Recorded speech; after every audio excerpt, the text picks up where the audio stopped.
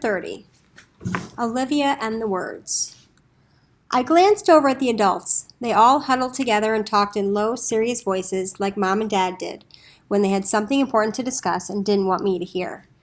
After the adults had chatted for a little while, they announced that we would be leaving the campsite a day early because the weather conditions were not acceptable enough for additional outdoor activities, which was just fine with me. Thanks to Minnie Snowda, we got to spend a whole day at the Mall of America, the backup plan I had helped choose. Between the shopping, the amusement park, the aquarium, the movie theater, and the food court, there was something fun for everybody. At the very end of the day, Olivia, Hannah, and I were resting on a bench when I noticed a mega cute purple sweater hanging on a mannequin in some store's window display. "Let's go in," I said, and we did. I grabbed a sweater from the pile next to the mannequin and headed straight to the dressing room. We all went in the one huge room together, and I was so excited to be shopping with my friends, getting ready to try on a super cute sweater, that I didn't even think about the fact that when I peeled off my pink zip-up hoodie, my arms would be there, exposed, in plain sight under the gross artificial store lights. Whoops! Hannah and Hannah's mouths dropped all the way to the floor. I was having so much fun that I totally forgot to be careful with my arms. Hannah and Hannah hadn't seen them in almost a year, but Olivia hadn't seen them ever. For a second, she stared at them like she'd seen an alien or a ghost or a mouse running across the mall. She made one of those faces like she was trying to decide if she should scream or just keep standing there with her mouth hanging open. I looked at my arms. They really didn't look bad at all. In fact, they looked kind of amazing. I had "okay" running down my whole left arm, and "awesome" and "cool" were on my right. Plus, there were all the words from the poster. Not trying to brag or anything, but I thought I actually looked maybe more fantastic than I ever had. Now fantastic was there too.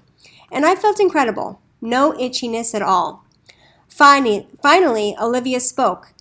"Are those like tattoos?" she asked, pointing, in case I had no idea what she was talking about. Yeah, right. "Sort of," I told her honestly. "It's a condition I've had since I was little. No one told you about it?" She made a face like she was trying on a sweater that was way too tight. "Well, sorta. I don't know. I heard some rumors, but I figured if it was real, you'd tell me about it yourself." Oh. Now I felt bad. What had I been so afraid of? Olivia wasn't just any old person who didn't know about Cav. She was my friend, my real friend who hadn't ditched me for the Loud crowd even though she totally could have. "I should have told you," I said. "Basically, whenever someone calls me a name, or even if I call myself one, they show up on my arms and legs. The nice ones are great, but the bad ones are itchy."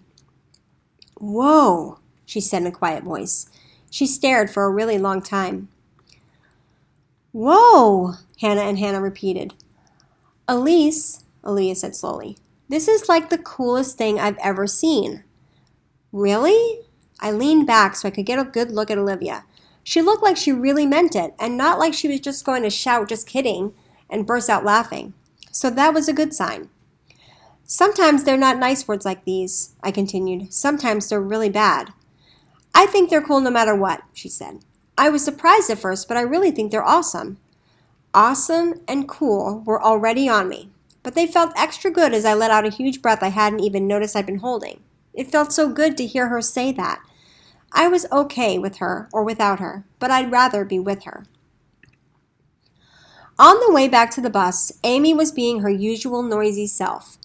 "I had such a fab time at the mall," she said loud enough so everyone in Minnesota could hear her. "I bought the cutest clothes, and I hung out with the coolest people, like no weirdos at all."